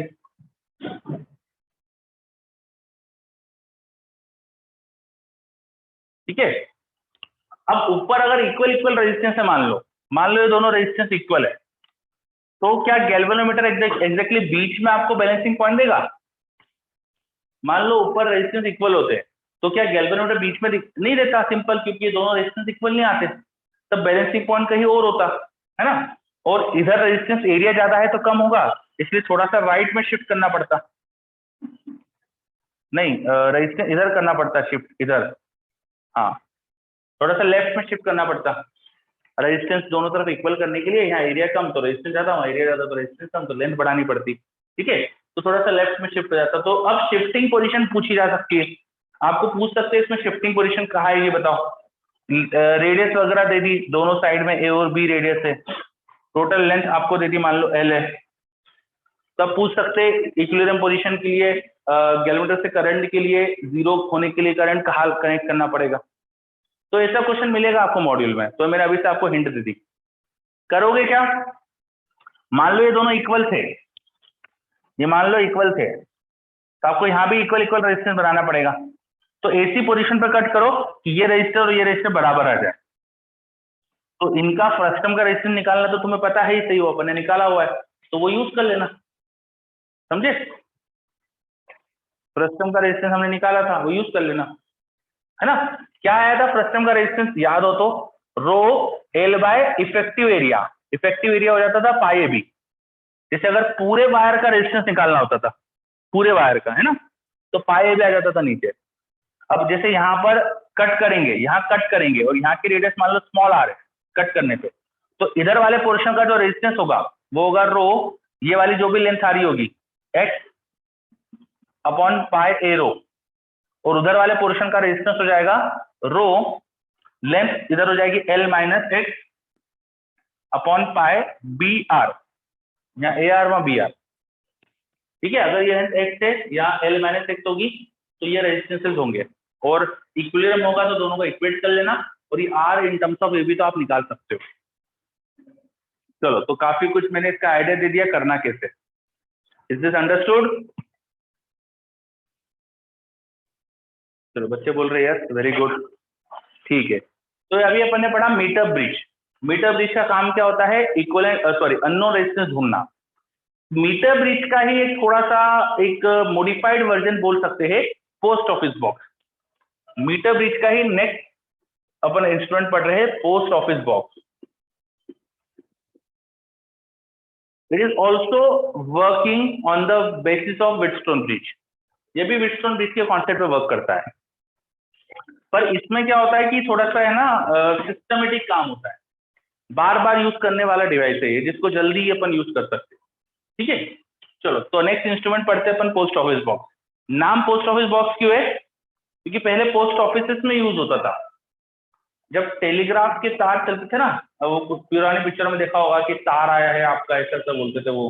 तो जब तार आता था ना, उसमें क्या होता था, पोस्ट ऑफिस एक दूसरे से कनेक्टेड होते थे, और वो पोस्ट ऑफिस में जो वायर्स होते थे उनके उनमें इंफॉर्मेशन सेंड करी जाती थी। ठीक है, तो पोस्ट ऑफिस बॉक्स यूज करते थे कि अगर वो वायर कहीं टूट गया तो कहाँ टूटा है वो पता करने के लिए। वायर कहीं पे टूट गया, ब्रेक हो गया, तो कहाँ टूटा है पता करने के लिए। ठीक है, अब चलो पोस्ट ऑफिस बॉक्स होता क्या है तो समझो, डायग्राम क्या होता है पहले देखो।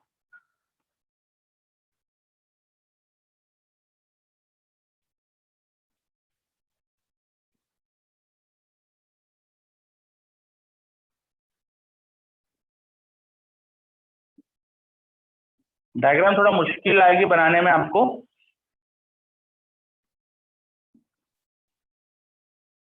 ऊपर ऐसा कुछ होता है,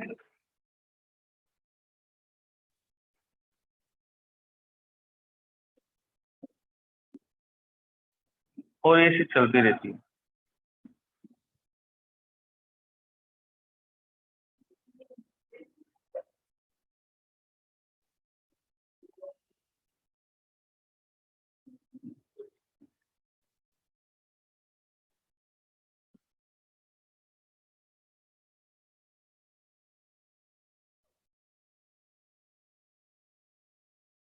तो ये मैंने क्या बनाया है, ये एक्चुअली ना मेटल के पीसेस है,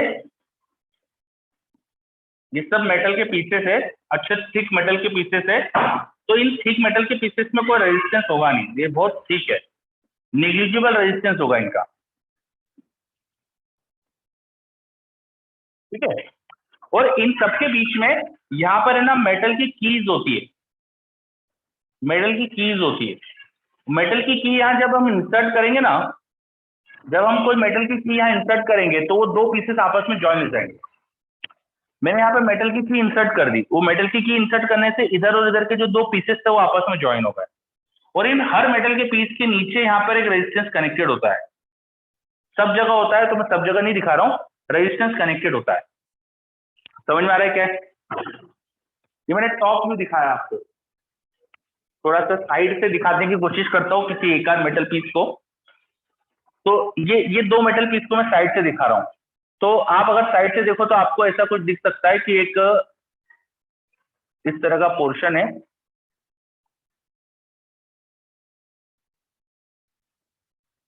ठीक है, और यहाँ नीचे एक रेजिस्टेंस जुड़ा है इनके बीच में। ये दो मेटल के पीसेस है, उनके नीचे अंदर एक रेजिस्टेंस जुड़ा है, और यहाँ पे मेटल की एक अपन की इंसर्ट कर सकते हैं।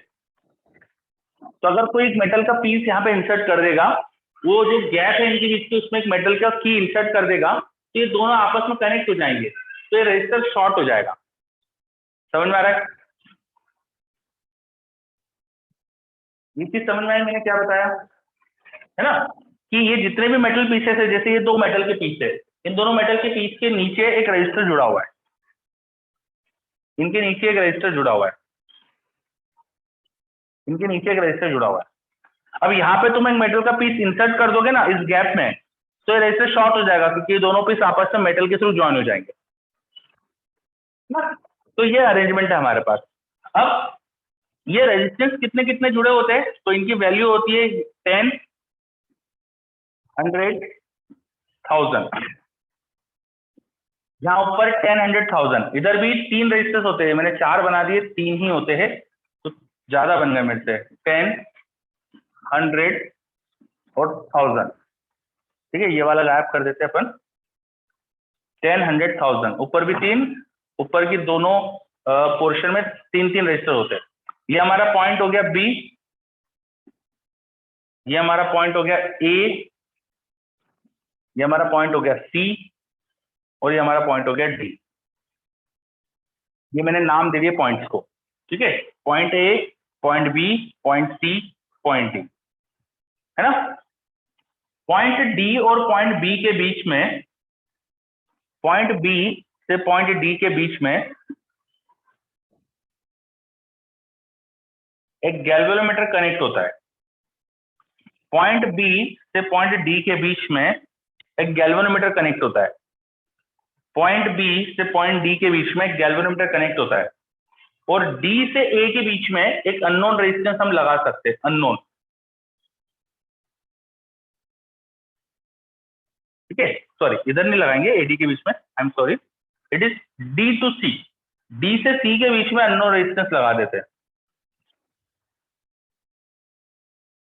एक मिनट में चेक कर लो अच्छे से, बी डी, डी से एक रजिस्टर है, और डी से सी, हाँ, डी से सी के बीच में अननोन रेजिस्टेंस लगा देंगे। देखो तुम्हारा यहाँ पे व्हीटस्टोन ब्रिज बन रहा है,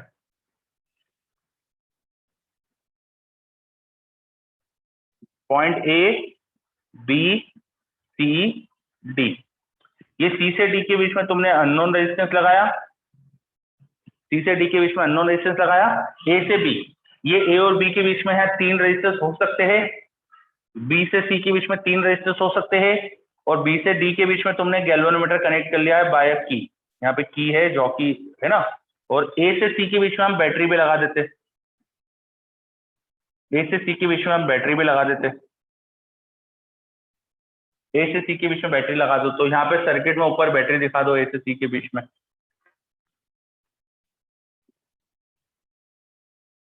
इस तरह से। तो क्या डायग्राम समझ में आ रहा है? हाँ, है ना, यहाँ 3 रजिस्टर्स बनाना है, उसके अलावा यहाँ तो बहुत सारे बनाना है, यहाँ बहुत सारे बनाना है, ठीक है। ये डायग्राम होता है पोस्ट ऑफिस बॉक्स का। ये पूरी चीज है ना एक वुडन बॉक्स के अंदर होती है, एक पूरा बॉक्स होता है, उसके अंदर ये सब होती है, सब ऑटोमेटिक, सब अंदर कनेक्टेड है। ये आपको ऐसा कनेक्शन बनाना नहीं पड़ेगा, एक पूरा लकड़ी का बॉक्स रहता है जिसके अंदर सब ऑटोमेटिकली बना हुआ है, ठीक है। अब देखो करते क्या है, करते क्या ये समझो। जब मैं किसी की को यहां निकालूंगा, ध्यान से समझिएगा बच्चों, अब मेन चीज अब स्टार्ट हो रही है। अभी तो हमने डायग्राम समझा है बस, अब मेन चीज समझो। डायग्राम अच्छे से समझ लिया क्या? पहले डायग्राम में कोई डाउट हो तो बताओ मुझे डायग्राम अच्छे से समझ में आ रहा है?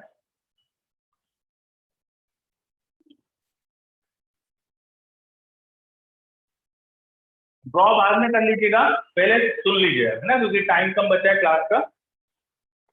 हाँ ठीक है, चलो अब देखो क्या हुआ है, ये पूरा अरेंजमेंट बना दिया। अब ये कोई भी एक की, यहाँ पे मेटल का पीस है ना, जब किसी को भी एक बाहर निकाल दोगे, जब किसी भी की को बाहर निकालोगे तो उसके नीचे जो रजिस्टर है वो बी से लेके ए के बीच में सर्किट में आ जाएगा। अगर तुमने किसी की को यहां निकाला तो उसके नीचे जो रजिस्टर जुड़ा है वो सर्किट में आ जाएगा। Isn't it? सही बात है क्या? बिल्कुल वैसे ही बी से सी के बीच में यहाँ पे जितनी कीज है, किसी की को अगर निकालोगे तो उसके नीचे जुड़ा हुआ रजिस्टर वो बी से सी के बीच में आ जाएगा, बी से सी के बीच में आ जाएगा। इसका मतलब ये हो रहा है कि मैं ए से बी और बी से सी के बीच में 3 तरह के रजिस्टर बना सकता हूँ। यहाँ 10 ओम, 100 ओम या 1000 ओम, यहाँ 10 ओम, 100 ओम या 1000 ओम, 3 तरह के रजिस्टर बना सकता हूँ। मैं तीनों की को एक साथ निकाल लूँ तो तीनों सीरीज में भी लगा सकता हूँ। मैं तीनों की को एक साथ निकाल लूँ तो तीनों सीरीज में भी आ जाएंगे। यहाँ टोटल रेजिस्टेंस आ जाएगा 1000 + 100 + 10। यहाँ टोटल रेजिस्टेंस आ सकता है 1000 + 100 + 10। समझे क्या चीज समझ में आई? हाँ, 2 को भी निकाल सकते, 3 को भी निकाल सकते, किसी एक को भी निकाल सकते। ठीक है, 2 को निकालोगे, मान लो 1000 और 100 को निकाली तो 1100 ओम का रजिस्टर बन जाएगा। ठीक है, 1000 ओम और 100 ओम को निकाली तो 1100 ओम का रजिस्टर बन जाएगा। चलो, पर हम 2 को करते नहीं है, हमें जरूरत नहीं होती 2 की को निकालने की, हमेशा एक ही की को निकाल के अपना काम हो जाता है। तो ये सेंस नहीं है 2 की को एक साथ निकालना है, 3 की को एक साथ निकालने का, 2 की को निकाल के अपना काम हो जाएगा। ठीक है, तो हम क्या करते हैं, यहाँ से एक की निकालेंगे, यहाँ से एक की निकालेंगे, तो यहाँ पे कुछ रेजिस्टेंसेस बना लिया, 10 100 या 10 10 या 100 100 या 1000 1000, जो भी बनाना चाहते वो रेजिस्टेंस बना लिया हमने ए और बी के बीच में। ऐसे बी सी के बीच में रेजिस्टेंस बना लिया। उसके बाद ए से डी के बीच में देखो बहुत सारी कीज है। ए से डी के बीच में ध्यान से देखो, ए से डी के बीच में बहुत सारी कीज है। इस ए पॉइंट से डी पॉइंट के बीच में देखो बहुत सारी कीज है। तो ए से डी के बीच में जो रेजिस्टेंस है ना, ये बहुत सारी वैल्यू का बना सकते हो, ये बहुत सारी वैल्यूज का बना सकते हैं। यहाँ पे आप जो वैल्यू बनाना चाहो ना वो बना सकते हो, starting from 1 ohm up to 5000 ohm. 1 ohm से 5000 ओम के बीच में हर वैल्यू का रजिस्टर बना सकते हो। इतनी सारी कीज है यहाँ पर। ठीक है, कौन कौन सी कीज होती है, मैं इनमें कीज का रेजिस्टेंस में साइड में लिख देता हूँ। वो होता है 1 ओम, 2 2, 5 10, 20 20, 50, 100, 200 200, फिर 500, फिर 1000, फिर 2000, 2000 और 5000। ये सारे रेजिस्टेंस की होती है वहां पर। इन सब रेजिस्टेंस की होती है ए से डी के बीच में। ए से डी के बीच में इन सब रेजिस्टेंस की होती है। ठीक है, वो सब नोन है हमको। ए से डी के बीच में जो रेजिस्टेंस है सब नोन है हमको। मान लो मुझे एग्जांपल के लिए, मान लो मुझे 1222 ओम का रेजिस्टेंस बनाना है। मुझे रेजिस्टेंस लगाना था ए से डी के बीच में, चाह रहा हूँ इतने ओम का रेजिस्टेंस लगा दूं। तो इतने ओम का रेजिस्टेंस कैसे बना सकता हूँ? इसको लिख सकता हूँ मैं 1000 प्लस 200 प्लस 20 प्लस 2। तो 1 2 3 4 ये 4 की निकाल के मैं कितने ओम का रेजिस्टर बना सकता हूँ बिटवीन एडी। आ रहा है क्या समझ में? इसमें से 4 की निकालना है मुझे, वो सब आपस में सीरीज में जुड़ जाएगी। ये सब सीरीज में जुड़े हैं, तो जो की निकालूंगा वो सर्किट में आ जाएगा। ये बात समझ में आई है ना? तो इन सबको एक साथ निकाल लूंगा तो तुम कितना ओम का बना सकते हो तुम देख सकते हो। यहाँ सबको एक साथ निकाल लूंगा तो कितने ओम का रेजिस्टेंस आएगा वो तुम देख सकते हो। ठीक है, तो एडी के बीच में आप रेजिस्टेंस कोई भी अमाउंट का बना सकते हो, कोई भी अमाउंट का बना सकते हो। और ये अननोन रेजिस्टेंस लगाया था डी से लेके देखो कहां तक, सी के बीच में, ये अननोन रेजिस्टेंस था।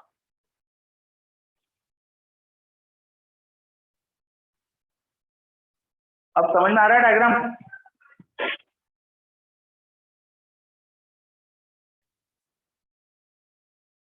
चलो, अब करना क्या है, करना क्या है, देखो एक बार बैटरी लगा दी सर्किट में, बैटरी का ईएमएफ जो था वो स्विच ऑन कर दिया, बैटरी का ईएमएफ स्विच ऑन करा, यहाँ अननोन रेजिस्टेंस लगाया, यहाँ नॉन रेजिस्टेंस लगा दिए, यहाँ नॉन रेजिस्टेंस लगा दिए। सपोज दोनों तरफ 10-10 ओम के लगा दिए, सपोज दोनों तरफ 10-10 ओम के लगा दिए, तो इन दोनों का रेशो 1:1 हो गया। 10-10 ओम के लगाने से 1:1 हो गया। तो यहाँ भी रेशो 1:1 होना चाहिए तो बैलेंसिंग होगी, यहाँ भी रेशो 1:1 होना चाहिए तो बैलेंसिंग होगी। अननोन रेजिस्टेंस के हिसाब से दो रैंडम रेजिस्टेंस यहाँ चूज करें, कोई भी दो रैंडम रेजिस्टेंस चूज करें और गैल्वेनोमीटर से करंट की डायरेक्शन देखिए। अगर गैल्वेनोमीटर से करंट की डायरेक्शन अलग अलग आ जाए, इसका मतलब एग्जैक्टली उनके बीच में जो दो अननोन रैंडम चूज करें ना, उनके बीच में बैलेंसिंग है। समझे? हाँ, इसमें भी एक एक करके अपन चेक करते जाएंगे। इसमें अननोन की वैल्यू तो पता नहीं है, तो यहाँ पे दो रैंडम रेजिस्टेंस बनाओ, एक बहुत छोटा एक बहुत बड़ा। एक बहुत छोटा रेजिस्टेंस बनाओ, एक बहुत बड़ा रेजिस्टेंस बनाओ, और देखो कि गैल्वेनोमीटर में डिफ्लेक्शन की डायरेक्शन चेंज होती है क्या। एक बार डिफ्लेक्शन मान लो राइट में, एक बार लेफ्ट में, इसका मतलब जो तुमने दो वैल्यू चूज करी है उनके ठीक बीच में कहीं, उनके बीच में कहीं पर, एकदम बीच में नहीं, कहीं पर बीच में बैलेंसिंग होगी। फिर वही वाला कॉन्सेप्ट लगा देंगे कि एकदम सेंटर वाला रेजिस्टेंस चूज करेंगे, फिर डायरेक्शन देखेंगे डिफ्लेक्शन की क्या है, और वही हाफ हाफ करते जाएंगे। समझे? हाँ, मतलब मीटर ब्रिज जैसे ही करना है, तरीका मीटर ब्रिज जैसा ही है, यही व्हीटस्टोन ब्रिज पूरा, वो डायग्राम में व्हीटस्टोन ब्रिज है। बस ये है कि वो अपन को जॉकी शिफ्ट नहीं करना है, रेजिस्टेंस मतलब की निकालना है बस। अब की बार क्या करना है, यहाँ से की निकालते चलना है। ठीक है, चलो। तो अब क्योंकि अपना ऑफिशियल टाइम हो चुका है और आई थिंक अभी आपको कॉन्सेप्ट समझ में आ गया है, तो फटाफट इसे नोट कर लो और अपन इसके आगे। हाँ, अब आजकल तो कुछ भी यूज नहीं होता है, ये सब तो पुरानी चीज है। तो हम आजकल तो तुम्हारे पास वो मल्टीमीटर आता है, रेजिस्टेंस निकालना, उसको रेजिस्टेंस से सेट करो, जिस रेजिस्टेंस को निकालना है वहां तुम्हारे दो जो नोड नीडल होती है उनको लगाओ, रेजिस्टेंस मिल जाता है।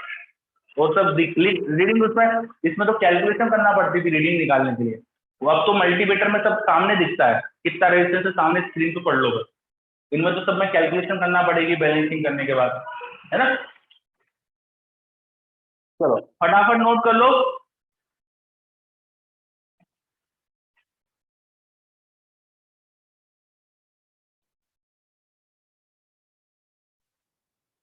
मेरे पास एक कुछ चीज लिखा है, ये मैंने ये स्कूल लैब में देखा था। हाँ, एक वुडन बॉक्स होता है स्कूल लैब में, कई बार होता है इसको, इसका एक दूसरा तरीके का बॉक्स भी होता है, रेजिस्टेंस बॉक्स। मतलब ये जो की निकाल के रेजिस्टेंस बनने वाला कॉन्सेप्ट है ना, इसको रेजिस्टेंस बॉक्स में भी यूज करते हैं अपन। और वेदांत पूछ रहा है ये याद करना है क्या? बेटा ये बहुत लॉजिकल है, ये जो नंबर है ना ये बहुत लॉजिकल है, ये याद अपने आप हो जाएंगे अगर तुम सोचो कि कोई भी रैंडम रेजिस्टेंस बनाने के लिए क्या क्या तुम्हें की चाहिए, कौन कौन से रेजिस्टेंस का सम करके तो बना सकते हो। तो ये बहुत लॉजिकल है नंबर। ठीक है, थोड़ा सा दिमाग लगाना तो ये सब याद हो जाएंगे, because this is very logical. चलो, हाँ, ओके। अब क्योंकि क्लास का टाइम हो गया है तो शुड आई स्टॉप नाउ? आज यही रुकते हैं, पोस्ट ऑफिस बॉक्स अपन ने देख लिया है, और नेक्स्ट क्लास में अब बचा अपना पोटेंशियोमीटर, तो पोटेंशियोमीटर करेंगे अपन। ठीक, ओके बच्चों, मिलते हैं नेक्स्ट क्लास में फिर। बाय।